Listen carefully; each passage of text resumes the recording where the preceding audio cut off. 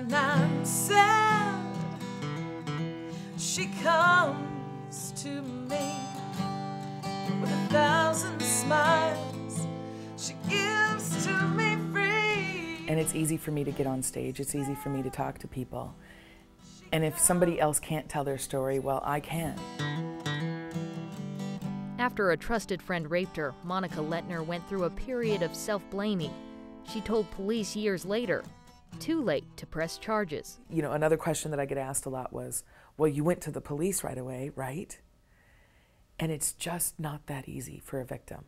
Because again, your body and your brain and your entire chemistry has changed because of that act of violence and the trauma and the shock that you're going through now. It's estimated only 1 in 10 women report sexual abuse, and about 1 in 20 men. For decades, Alaska has topped the list for sexual violence. Women here are 2.6 times more likely to be forcibly raped than women across the nation.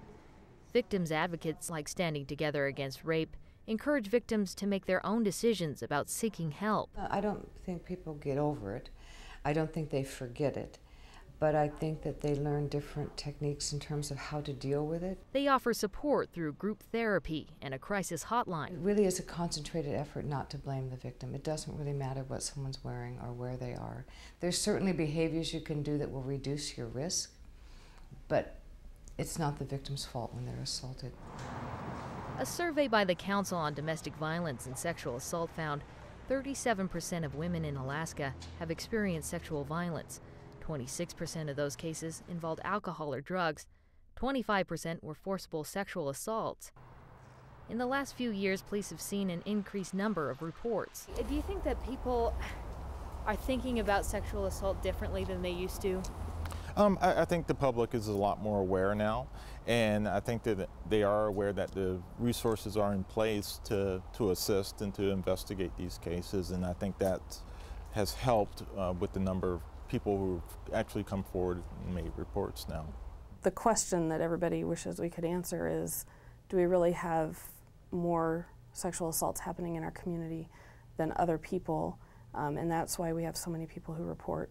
Or do we have kind of a similar amount of sexual assault happening in our community, but we've created a mechanism where people feel comfortable to come forward and talk about it? You know, I think maybe what's starting to change is not necessarily people's attitudes about it, but people are starting to realize the depth of the situation. Most victims are violated by people they know and trust. They'll say, well, you know, if you knew this guy for 2 years, you know, didn't you know he was going to be like this? And you just don't. You don't know until you know. Lettner says she's seen the man who raped her around town multiple times, but feels she can't get a restraining order because she's not being harassed. Rapists are not born. Something happened to that guy when he was a kid. Whether he was sexually molested or abused or neglected, whatever it is, something turned him into the person who doesn't respect other people. Children advocates often talk about breaking the cycle of abuse when those victimized as children grow up and become the victimizers. I do think a lot of this is that people don't want to talk about it. The other thing is that we have a hard time helping people believe children. The effects of child sexual abuse are often unmeasurable, but can cause mental, emotional, and physical problems into adulthood. And they've now been able to show this link between these traumatic events in children's lives and adverse outcomes in adult health. And they found that the more of these things that happen to kids, the more likely that the adults are to have heart disease, to have strokes, to have diabetes, to have cancer, to have chronic lung disease, to have osteoporosis-related fractures.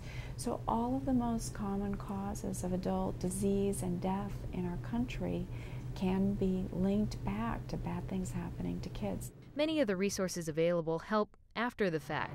To keep it from happening, advocates urge friends to watch out for each other, parents to believe their children, and for good people to speak up when something isn't right. With 1,000 smiles, she gives to me free.